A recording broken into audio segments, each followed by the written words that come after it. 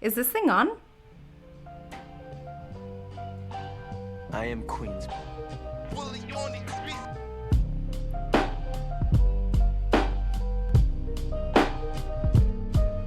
Hi everyone, my name is Alyssa, and you are listening to the All Things Pelvic podcast, where you get to follow my life as a pelvic floor physical therapist.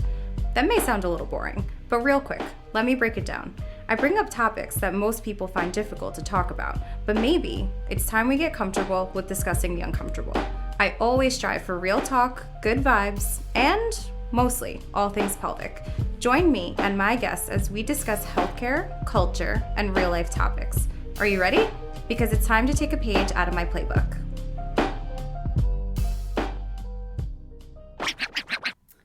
Hi everyone, we are back on All Things Pelvic, and I always say all my episodes are special, and I will say it every single week because of the guests that I have on. But today we have one of my favorite patients, friends, just an all-around very humble person, I might say too, but I have the creator of the Not Safe for Mom group.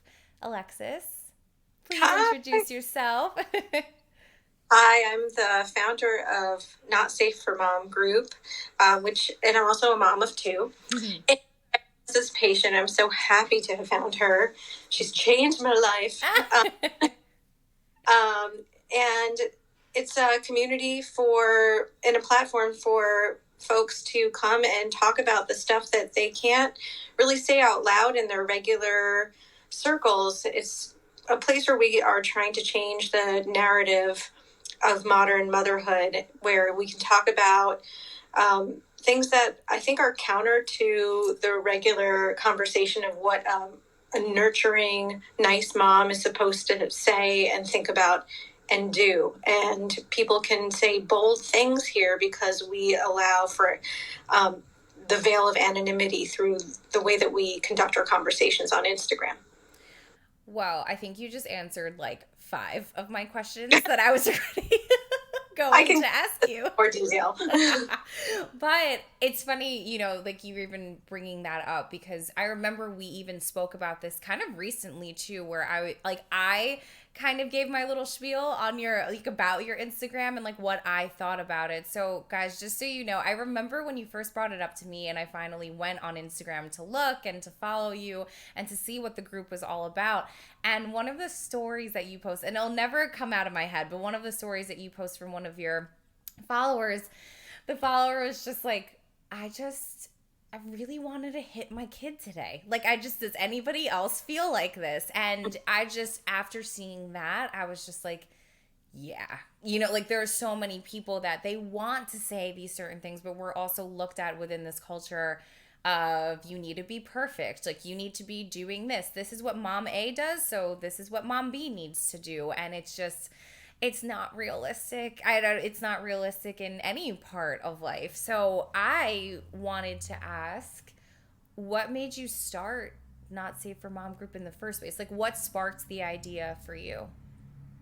So I've been a writer for ever, and I was working in children's book publishing for like my former pre-kid life for over a decade, and as an editor. And then when I had my son, I segued into ghostwriting books. I was writing children's books and novels. And then when I had my kid, I was like, oh, I have like zero bandwidth to write novels anymore. And the only thing I wanted to write about was the motherhood experience, it seemed to me it was unlike any of the experiences of my cohorts.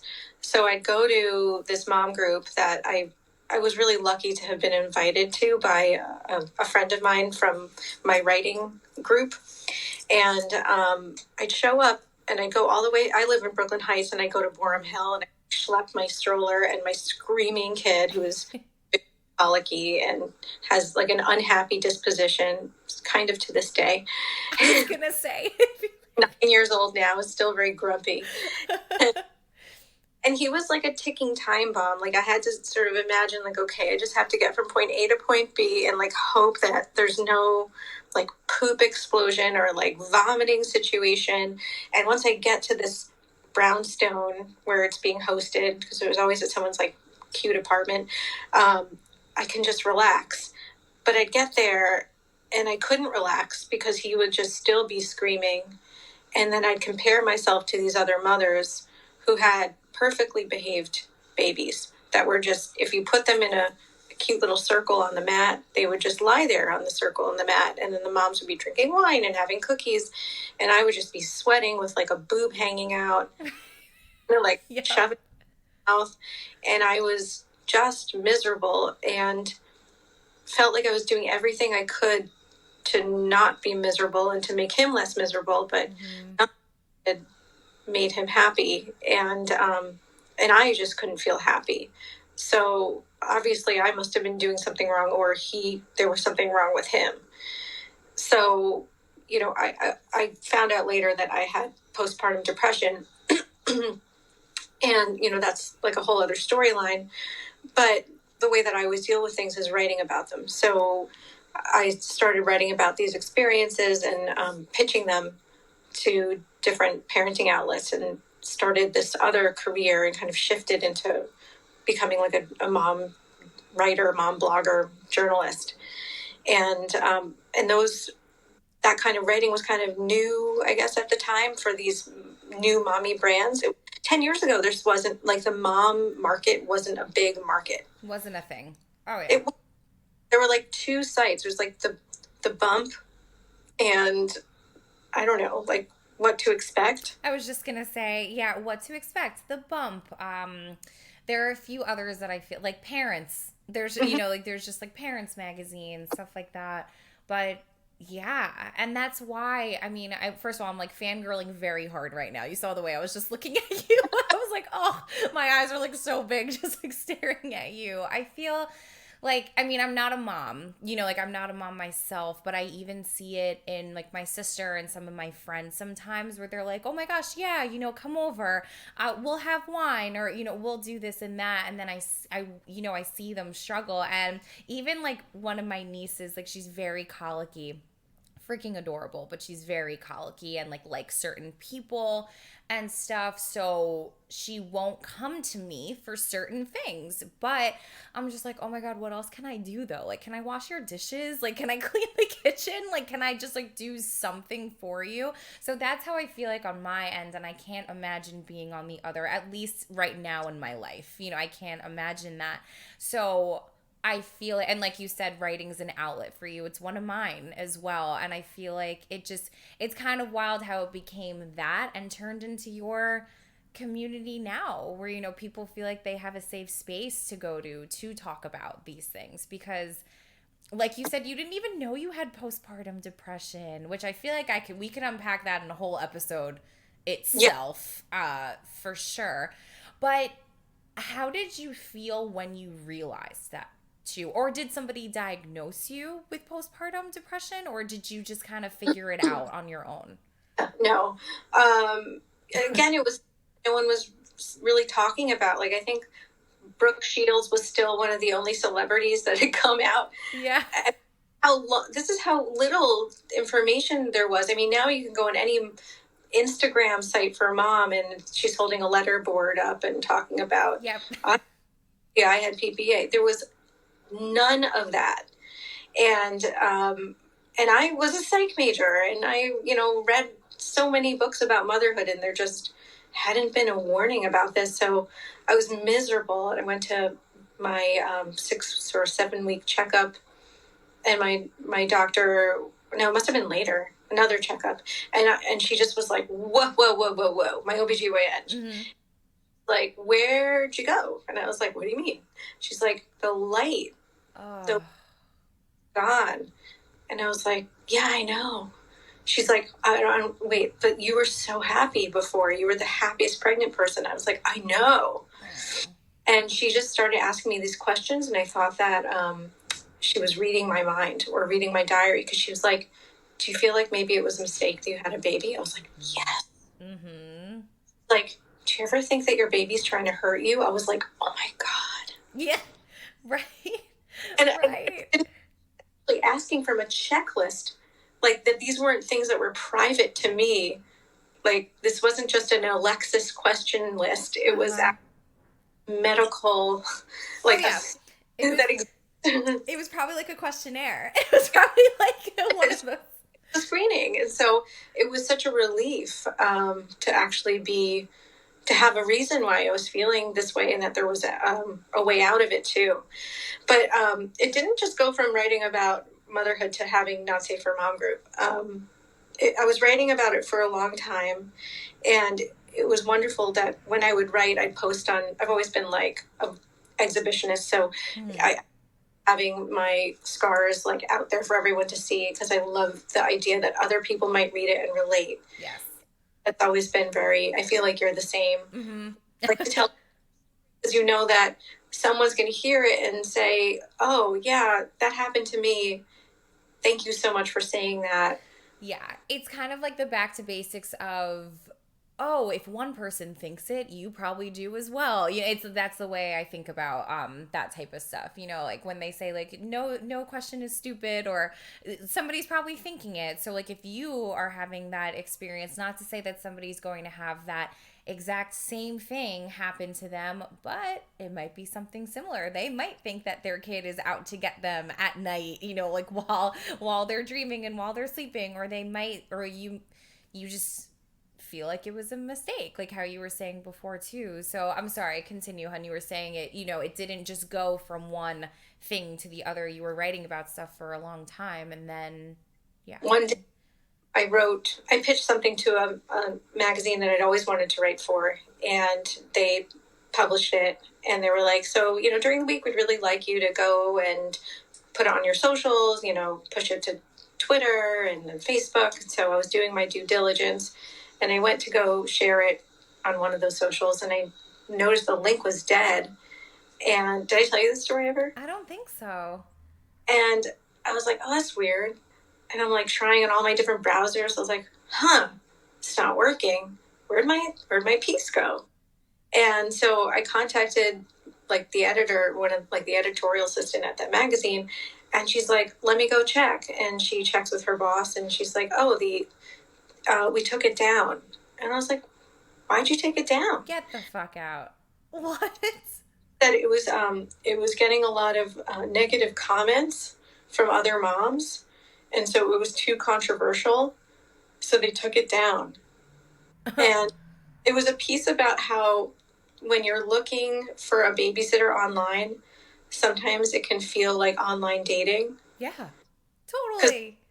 Looking at people's profiles, it's so superficial, right? Like you're looking at like who they are as a person, but the first thing you see is a selfie. Right. And it was a humorous piece, and it was knocking on my own inability to look past beauty. Yeah. And I was like, am I looking for a hot date, or am I looking for someone to mind my children? Yeah. And I mean, with knowing you too, I feel like I could see you doing that, you know, like trying to like figure that out, and also thinking about it, like, what am I looking for here? Like, this girl is beautiful, or this guy is beautiful, but it's like, are they gonna be able to take care of my kids? Like, I could picture you kind of going back and forth, and I could see the humor in it. But what were they saying? What were the comments? Well, I never got to see them, which I think was a dark shame. They're like, oh, it's impossible to show you the comments. They don't exist. I was like, yes, you know, like you could get out. Like, I'm sure conjure them up. But they said that people thought it was sexist and that it objectified women. And I was like, yes, it did. Right. Because it was the observation that was what the piece was about. Yeah. Can people use their brains? Like, it's not...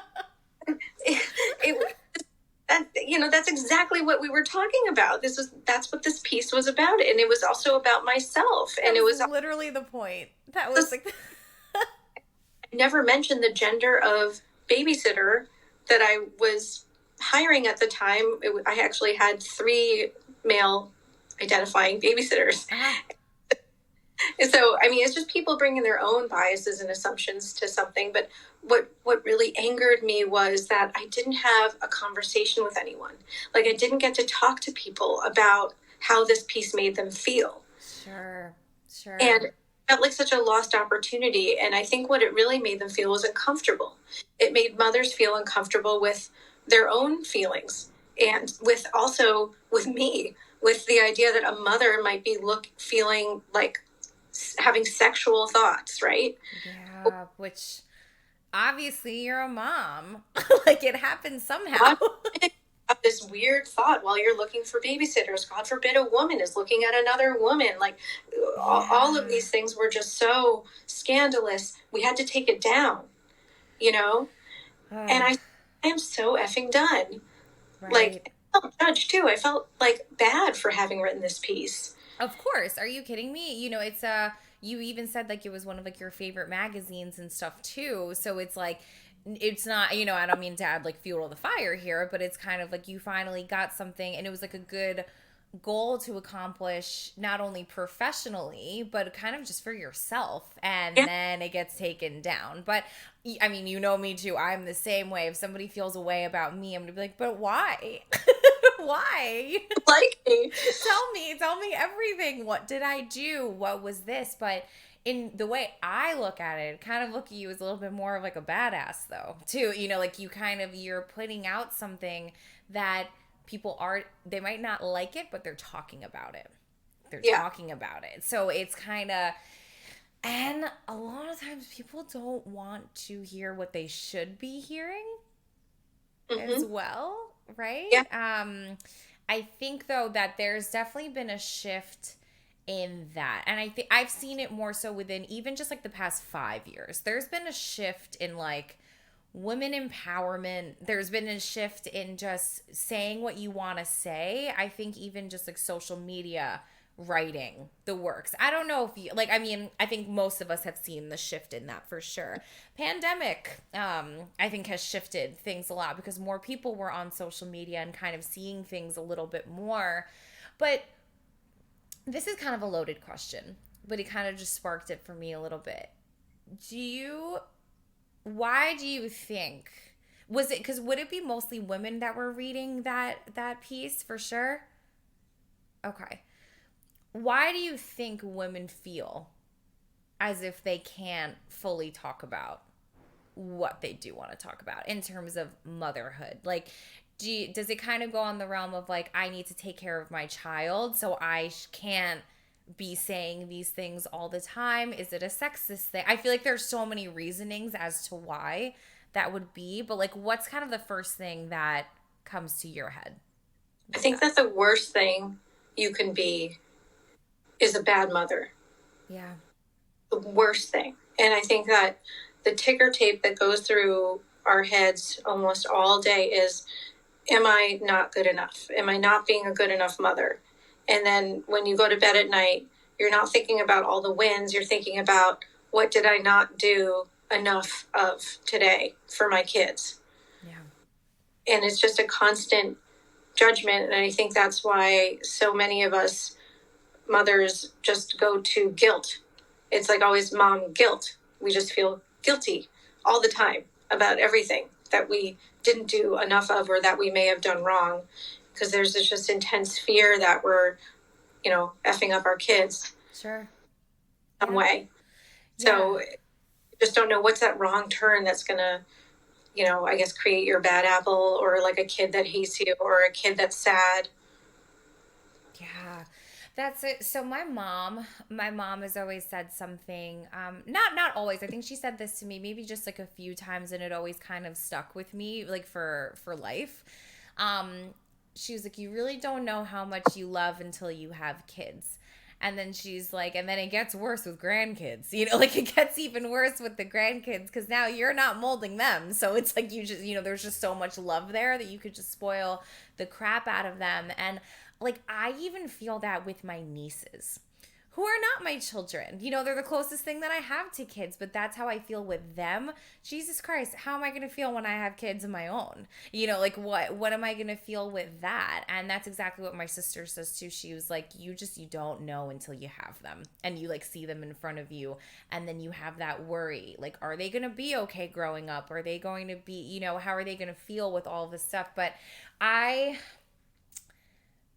so while I completely understand that, you know, and everybody always, of course, like has the right to feel how they feel, I also have always thought in the back of my head, but like if you're not okay, if the parents aren't okay, how are you going to take care of your kid? You know, like fully. How can you fully then take care of your child as well?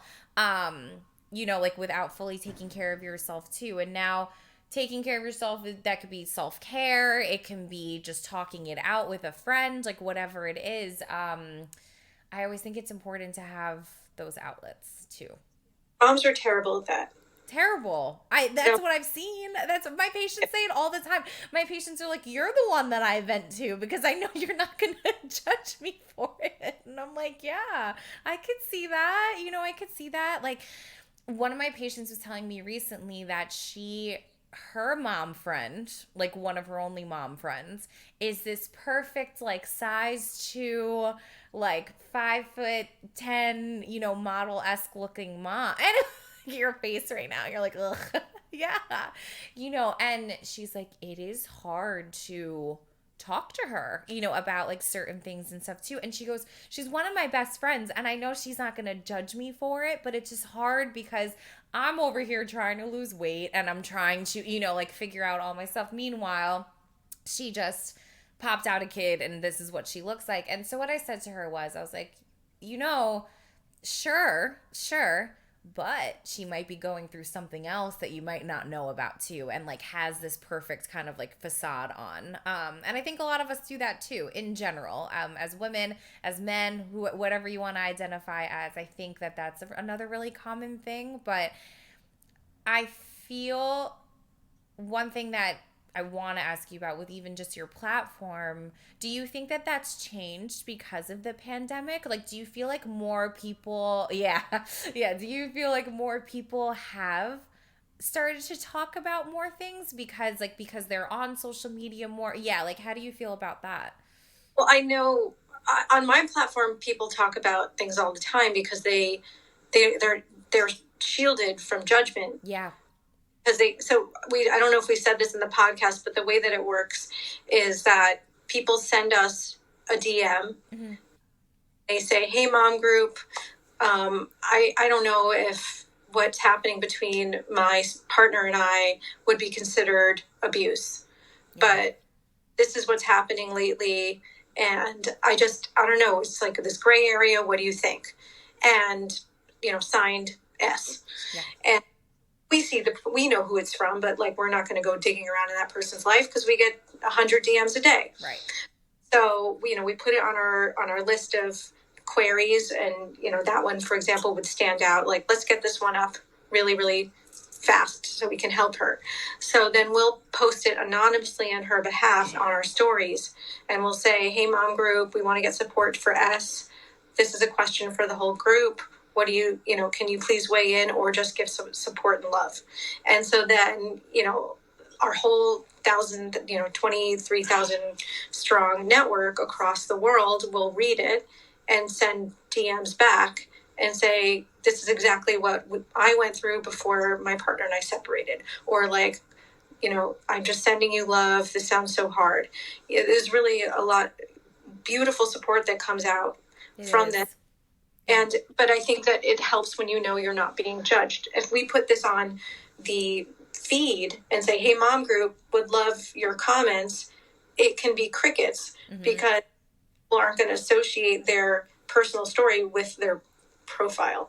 Totally. So, and I think that's what I've always really liked about your group as well, and the page, is that like they're on the stories and everything, and you guys very much so make that known too, so that people can then just DM. So like if they feel a way about something, it's at least private, it's at least private for them as well, to kind of like save them, because you're right, like we even just discussed this before about like comments and things and how it can go array very quickly. Then people can comment on those comments. So then if that mom is now trying to, or whoever it is trying to do something good for that person that needs help, but then now somebody's going to judge her for it, it's kind of like, where does then that go? So I love just like the setup of how you guys do it, and I think it's just like a really beautiful thing. It's a beautiful space for people to go to.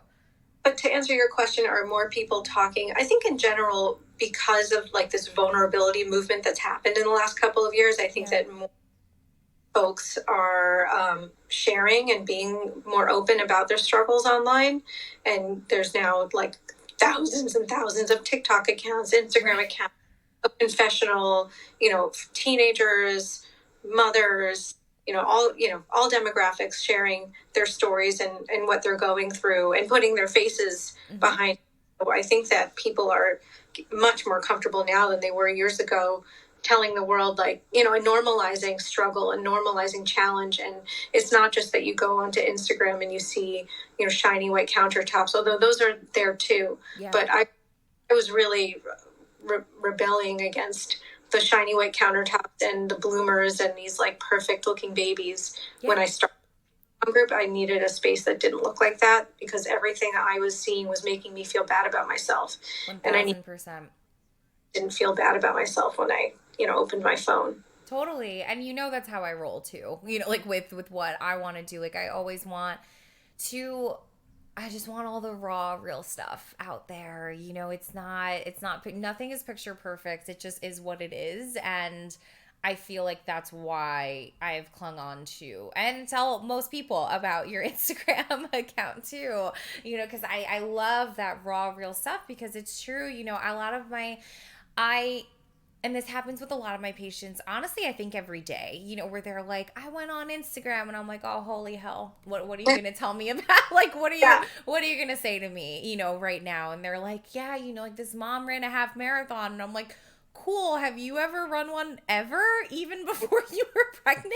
Like, just, yeah, just because one person did that does not mean that you all of a sudden have to be this like superpower woman or, whatever it is. Like, yeah, so I can see that. I can see where, especially during pandemic, well, we're still in one, but in like the height of things a little bit, where people probably did become more comfortable, but then it's also for you, how comfortable are we getting now too with people commenting on things all the time? Like there needs to be what you wanted in the first place to kind of go back to basics with your platform.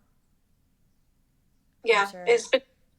Also, I've been reading from the beginning lately, because I'm writing a book, womp womp, and and I'm going back to the very first post, and it's just been actually really fun to see what this started as. And it was a lot of just my own personal stories, my own thoughts, and then just snippets that people would send me of that, like just as if someone had just written in their diary at 4 a.m. and then sent. And that's kind of what Not Safe for Mom Group started as, before it became this giant sounding board of like, hey, Mom Group, I have a question, sort of like a dear diary. Yeah. And it was beautiful then, and it's beautiful now, but it really started from such tiny, tiny beginnings. Yeah, but that's all the good stuff. That's all the good stuff that starts from this tiny thing. Oh my God, wait, you're writing a book? Okay, we can talk about this after. Yeah. But okay, but if you were to give like one piece of advice to, it could be any new, yeah, I'm totally putting you on the spot with that one.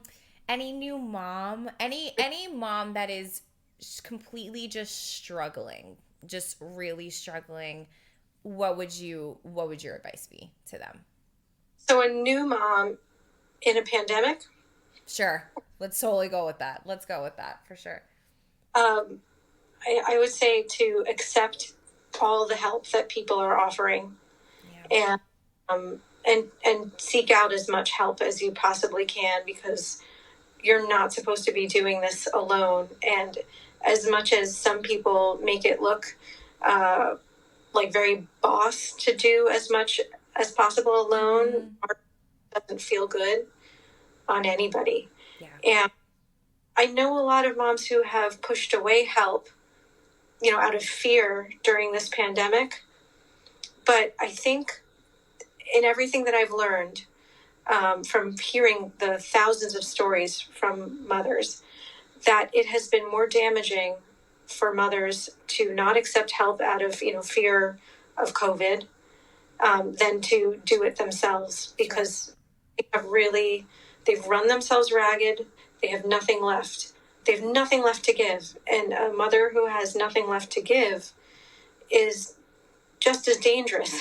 Right. you know, Right. and you just have to outrate. You have to do the risk assessment, right? And do it in the most safe way possible. It's not like you're Yes. letting like 6 people into your house without masks and breathing heavily on your baby. Of course. Of course. Yeah. If it's if it's an aunt or a good friend who said, "Hey, I would like to take your child on a walk or for 2 hours outside in the stroller covered in a thing so that you can take a nap." Yeah. Like a really great offer to say yes to, because you fucking need that nap. Yeah, no. And I'm looking at you with like deer eyes right now. I think everything you said was just perfect. Like just accept help, because I think that a lot of things in life, a lot of people don't want to do that. You always want to think that like I can handle things on my own and I can do this, I can do that, especially now having a child or being pregnant, or even if you're trying to get pregnant. A lot of people are like, I can do this on my own. And like, while you can, are you going to be okay doing that on your own? Probably not, most likely not. And I think that is just like you kind of going back to the basics with advice. It's like, accept help when it's there. And I think that that's a very important way to look at it. But It's not always perfect help either. It's not the yep. way it's going to come back missing a sock, and maybe they're wearing a onesie and it's cold outside. Oh yeah. And it really does not matter, because there is no long-term consequence to a bad day in a baby's life, Totally. unless Totally. they get on the sidewalk. Yeah. But like minor things that happen when when it's not the perfect babysitter, it's not the perfect family member watching your kid, are nothing, and they mean of nothing of consequence if you get those 2 hours of rest where you're actually down and take care of yourself, because when you don't, it adds up and it can lead to really dangerous places for you. Totally. Totally. And I feel like I could talk to you for days about this. Like, for sure. I feel like we could talk for days in general. But with that being said, I wanted to kind of end on that positive note of that advice too, because I think it's a great piece of advice. It's that there are people to help too, and like they're out there. It's just, and I think people need to also be willing to accept it and look Mhm. for it, know that it's there, and especially a group like yours. So, with that being said, where can people find you? Where can my listeners find you? So you can find us online at www.notsafeformomgroup.com, or on Instagram at Not Safe for Mom Group, and you can submit any question that you can imagine, or that you're afraid to ask anyone else, to us via our DMs, or on our website we have an anonymous submission option. So if you don't want us to know your identity at all, it comes to us as anonymous. And there's different ways to interact with us as well. We have talking circles, Mm-hmm. which you can find very intimate groups of no more than 7 people. You end up making friends that become your lifelines, and we meet once a week for an hour with the same people for 6 weeks in a row, and it's just been a beautiful thing to watch. And I am the leader of each of those circles. We have a membership where you have access to a Facebook page where it's just this really nice group of rad folks. Immediate support there, ask your question and have it answered just by other moms from Not Safe for Mom Group. And that option is available online as well. Yeah. and I mean, I'm also going to post all this stuff too, so like it'll be in the description of the podcast. I'm also going to post it all over my Instagram account as well. And she also did say like any question is fine, and trust me, any question is fine, or like any story. They're such good friends. Yeah, for sure. Like, no sugarcoating in the slightest, and that I'm always happy about. But thank you so much for being on here. I appreciate it, and you know how I feel about your social media. I've just been staring at you this whole time in awe because I'm fangirling, and I love Not Safe for Mom group. Thank you so much. Thank you guys so much for listening to the All Things Pelvic Pod. Have questions, concerns, comments? Want to share your story? Remember to follow me on Instagram at _pelvic floor playbook. DM me, share my stuff, like it, and let me know what you think. As a reminder, this is not medical advice by any means, so don't be out here doing a bunch of nonsense in these streets. If you need me and want a vibe, you know where to find me. I'm out.